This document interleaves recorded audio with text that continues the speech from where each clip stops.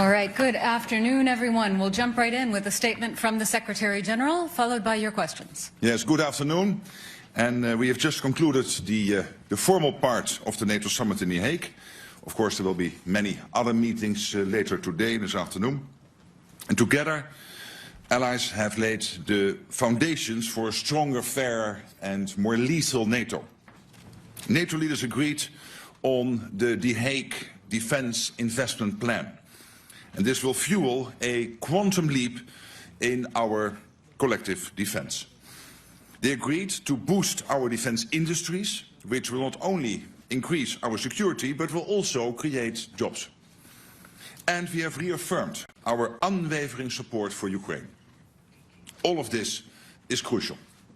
It means that no matter the challenges we face, whether from Russia or terrorism, cyber attacks, sabotage or strategic competition, this alliance is and will remain ready, willing and able to defend every inch of Allied territory and ensure that our 1 billion people can continue to live in freedom and security. These decisions will have a profound impact on our ability to do what NATO was founded to do: deter and defend. And the key decision in that regard is to adopt the Hague Defence Investment Plan. With this plan, allies have agreed to invest 5% of GDP in defence. This is a significant commitment in response to significant threats to our security. It includes at least 3.5% of GDP invested in core defence requirements, a benchmark that until today was set at 2%. A target that I'm pleased to say all allies will now meet this year or have already met. The 3.5% is to fund our militaries and the equipment they need, from our air defences to ammunition, drones, tanks, troops and more. In addition to the 3.5% for core defence, the plan includes 1.5% of GDP that will go towards investment that support our defence and security, all to ensure we can effectively deter aggression and defend ourselves and each other should anyone make the mistake of attacking. Allies recognize the severity of the threats we face, and in response they have come together to agree an ambitious but essential new defence spending commitment. Our decisions today show, from the Mediterranean to the Arctic, from the west coast of North America to our eastern flank, all allies are united in understanding that we need to step up to stay safe, and they are acting on it. President Trump has been clear. America is committed to NATO. He affirmed that again today in no uncertain terms. At the same time, he made clear that America expects European allies and Canada to contribute more. And that is exactly what we see them doing. European allies and Canada will do more of the heavy lifting, equalizing their spending and taking greater responsibility for our shared security. Of course, work does not stop here. This is day one. We now shift from agreeing on what we need to rolling up our sleeves and making this new plan a reality. And part of this requires that we rapidly expand our defence industrial capacity on both sides of the Atlantic. We need quality and quantity. We need to innovate and we need to act fast. So we will continue our work to bring down barriers. We will leverage our partnerships with the European Union, with Ukraine and in the Indo-Pacific to foster defence industrial cooperation. And there are major economic benefits, with the potential for literally millions of extra jobs across the alliance. The decisions made today will make NATO much stronger. They also make NATO a fairer alliance, with Europe and Canada stepping up and carrying their fair share of the responsibility for our shared security. The resolve of allies is clear. We are in this together, committed to Article 5, and we are determined to stand firm. No one should doubt our capacity or determination should our security be challenged. This is the stronger, fairer and more lethal alliance that NATO leaders have begun to build. Of course, this is also an alliance that stands firmly by our neighbour and partner, Ukraine. My dear friend Volodymyr Zelensky is here in The Hague with us at the NATO Summit along with his team. Our resounding message to him and the Ukrainian people is that Ukraine has our continued support, including with over 35 billion euros pledged so far this year, with more to follow. All of this, our aim is to keep Ukraine in the fight today so that it can enjoy a lasting peace in the future. We stand by Ukraine in its pursuit of peace and will continue to support Ukraine on its irreversible path to NATO membership.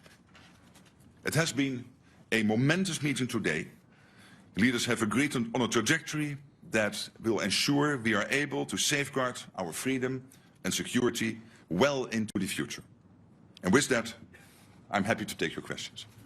All right, I will call on people, and please, if you could state the outlet you're from, if I don't know that already.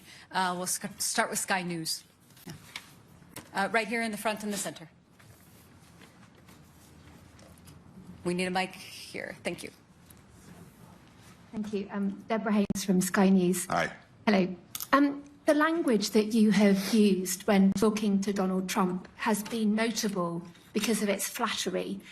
Today you called him Daddy, and you sent a text message to him that was gushing with praise. Is this the way that you feel you have to act when doing business with the US president, through flattery and praise? Isn't it a bit demeaning, and doesn't it make you look weak? No, I don't think so. I think it's a bit of a question of taste, but I think he's a good friend. And when he is doing stuff which is forcing us to, for example, when it comes to making more investments, I mean, would you ever think that this would be the result of this summit if he would not have been re-elected president? Do you really think that 7 or 8 countries who said, yeah, somewhere in the 2030s we might meet the 2%, we've now all decided in the last 4 or 5 months to get to 2%? So doesn't he deserve some praise? And when it comes to Iran, the fact that he took this decisive action, very targeted, to make sure that Iran would not be able to get its hands on a nuclear capability, I think he deserves all the praise. All right. Next question. Let's come to the front here. I think it's BBC. Yes. Yes. Well, wait for the mic, please. Jamal Musawi from Hi. BBC Persian TV. You said that attack against Iran was illegal and in accordance with the international law. But today, Kaya Kala said she is not sure that it was legal and in accordance with international law. Is there any kind of disagreement between you in NATO? No, there's not, but there will be many views always about international law. I think what the US did last weekend is justified. This is preventing Iran, and this is a request NATO has had for a long time, a position NATO has taken for a long time, that Iran should not get its hand on a nuclear deterrence. So I think it was totally justified what the US did. And I think it's also important that the American president is very much now working to get the ceasefire not only today and yesterday, but to have that ongoing over the coming weeks. All right. I see FT in the halfway back.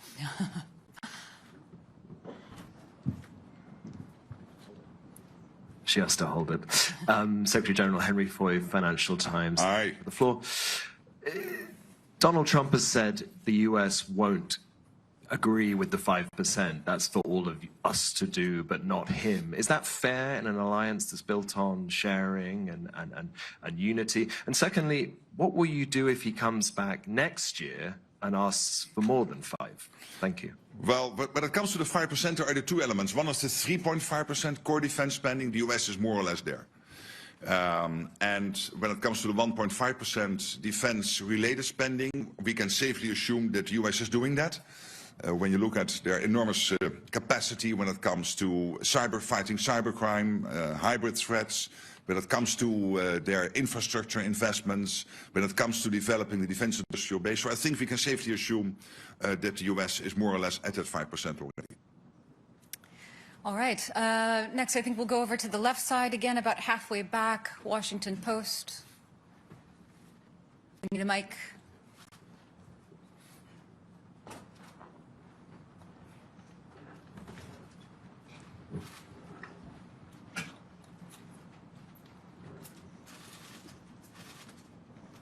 Thank you, Secretary General Ellen Francis, Washington Post. NATO allies will have to go to great pains to convince people that this money should be spent because of a Russian threat. But some of the comments at this summit suggest that it's all about pleasing President Trump. I think Secretary Rubio called it the Trump Summit. Do you agree that it's the Trump Summit, and how much of this pledge is about keeping the US president happy? Well, there are 2 issues to this and to the 5%. One is that there is this consistent ask from the US. This started already with Eisenhower in the 1950s. For the Europeans and the Canadians to equalize with what the US is spending. And now, finally, we're going to do that.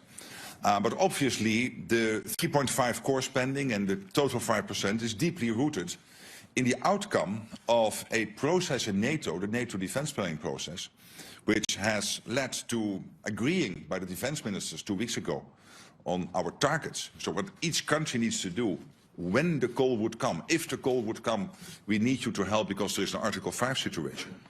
And we have calculated that to basically reach those targets, we need to spend 3.5% on core defense and, of course, the 1.5% on defense and security-related spending. So there is this US request, please equalize, because it's not fair that we shoulder much more than the others are doing and that we are carrying more weight than the others are doing. And there is the issue of that it is really necessary because of the long-term threat by the Russians to the whole of the Euro-Atlantic area and also the other upcoming adversaries, and of course the situation with China, where we see this impressive military build-up. So it is both true. The US has consistently had this request now for 60, 70 years. Finally, we will do it. And I think it's important. It makes the whole of the alliance more stable and fairer. And there is the need because of Russia and others. All right. The woman in the third row over on the left side here. Natalia Robb, the New Voice of Ukraine. Secretary General, you have stated that this year Canadians and Europeans have pledged 35 billion into military support to Ukraine, and this is not even the half of the year. In your opinion, what should be expenditure for Ukraine at the end of the year? And what amount of military aid to Ukraine could help Ukraine to win the war, not just survive? Well, on the first question, it's difficult for me to exactly predict, but you can safely assume as the trajectory in the first almost 6 months now is really north of the trajectory last year, that also by the end of the year it will end up north of the over 50 billion which was pledged in 2024. So I'm positive about that, optimistic, but I'm not going to make a concrete prediction. But we can safely assume that the end result will be positive.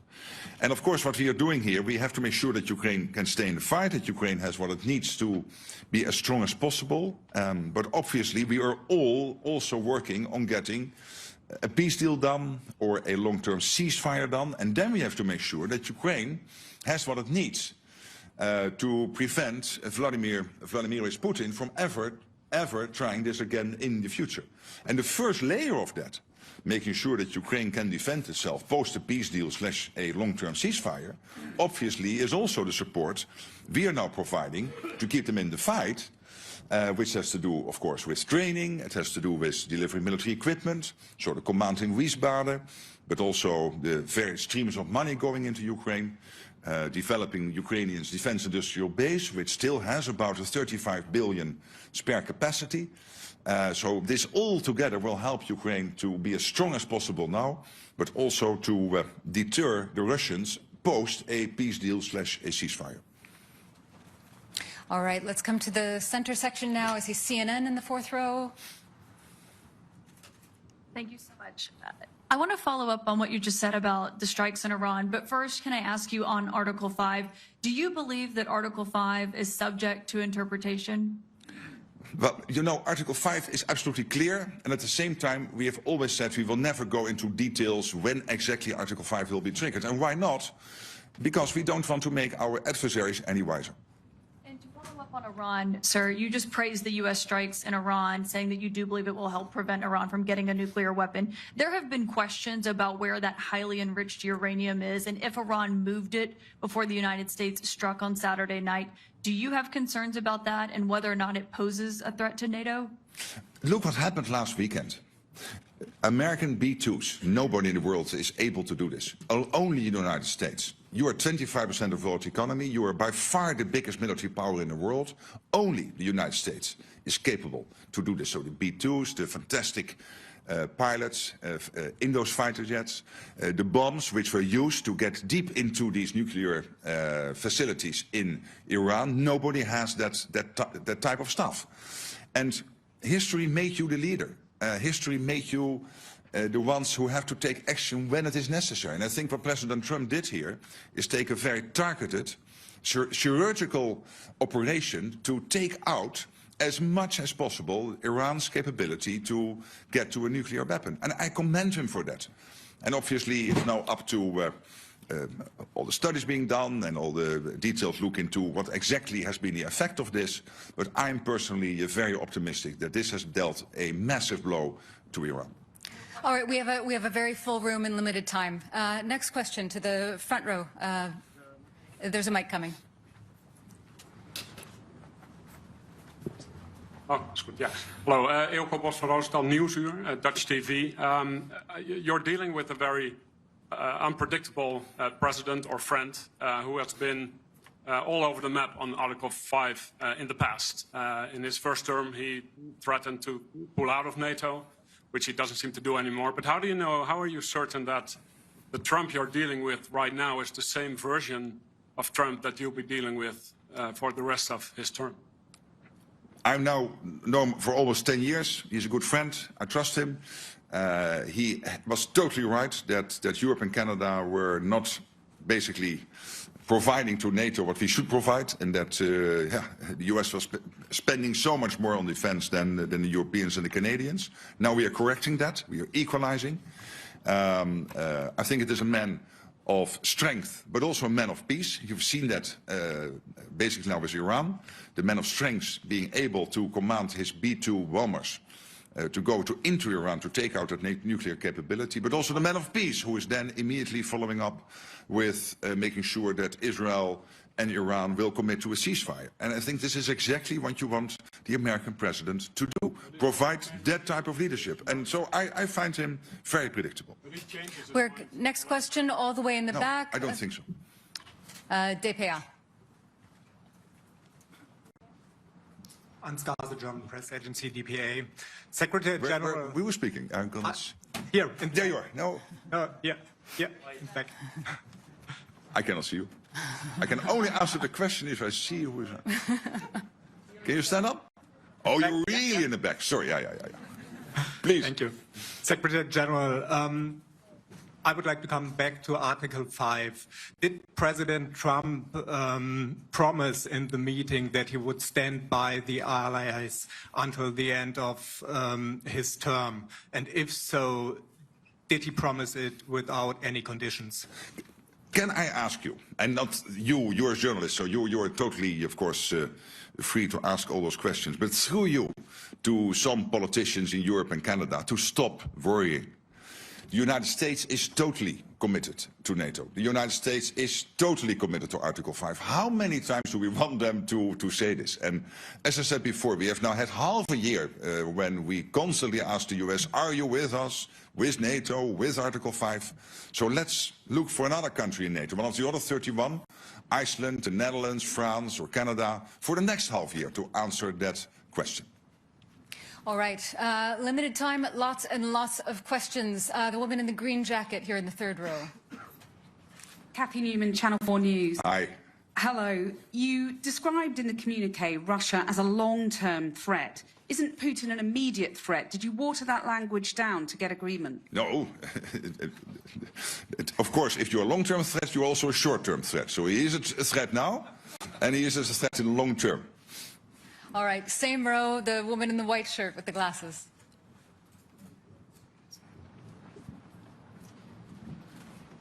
Thank you. Ida Hallikainen from Ilta-Sanomat, Finland. Mr. Secretary General, Russia has expanded its military infrastructure near Finland's eastern border. What is Russia aiming to achieve with this, and what is NATO's message on the matter? And second, if I may, is Spain now serious about the defense spending goal? Yes, on the last question, I believe so. As you know, there is disagreement to disagree that they think they can reach the capability targets by 2.1%. NATO is saying it has to be 3.5, like for all the other allies. All allies will report on how they are getting to the capability targets, so we will see, and in 2029 we will anyway have a review of all of this. On your first question, well, let's not be naive about Russia. Of course, they are fighting this totally unprovoked war against Ukraine. But at the same time, and this is what we have been hearing, open source from many senior military leaders in Europe, including the Chief of Defense in Germany, they are building up their armed forces and reconstituting their armed forces at such a pace that they could be ready in 3, 5 or 7 years to attack NATO. And that is why today was so important and today is so transformational. Yes, to the question before, because we had to equalize with the US and end the debate which has now been running for 60, 70 years. But particularly also because we know that there is this Russia threat, short-term, long-term, whatever. But the Russia threat is there, and we have to make sure that we can defend ourselves. And that is why we are doing this. Okay, we just have time for a few more questions. NHK, so 5th row here. Sacha from NHK, the public TV station of Japan. Thank you. My question is about the IP4 countries, but which were here in The Hague. But so I know you've been mentioning that you won't lecture the whole world, but since you were able to make this historical decision today, do you think this would trigger other countries like the IP4 countries to think twice about their threats around them and their defense spendings? Well, we have this close cooperation. I had yesterday an excellent meeting with the Japanese Foreign Minister. We will have a meeting with the senior leaders from the Indo-Pacific 4 countries later today, and there will be another meeting also with President Zelensky and European leaders. So, but with the Indo-Pacific 4, we will also meet. And this is because we know that our two areas, so the Euro-Atlantic and the Indo-Pacific, are getting more and more connected. Look at North Korea being so closely involved now in the war effort, and North Korean soldiers fighting on European soil against, on the Russian side, against Ukraine. That is rather historic.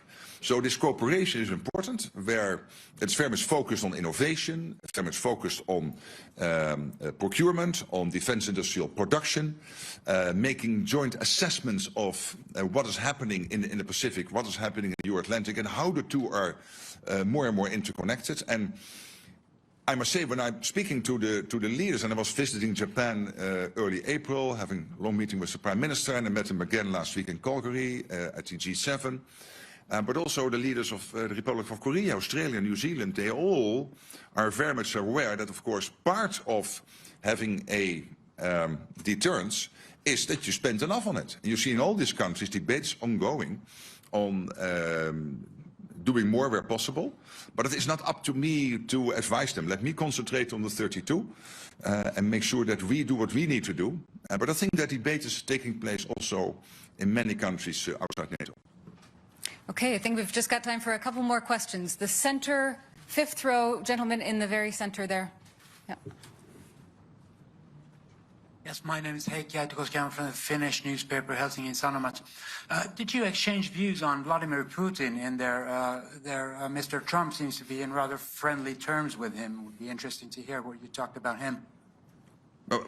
I've not changed my views on Vladimir Putin. I don't trust the guy, and of course I had a lot of dealings with him personally when we had a terrible situation with flight MH17, the Malaysian airline flight MH17, being shot out of the air by Russia in July 2014, and Putin telling me that he was not present in the Donbass and that he had no dealings in Ukraine and this, that and the other, and these were all lies. We know that. Okay, for the sake of geographical diversity, all the way in the back, Telegraaf. Pim today, the Telegraaf. Ms. Rutte, I have two short questions for you right here at the back.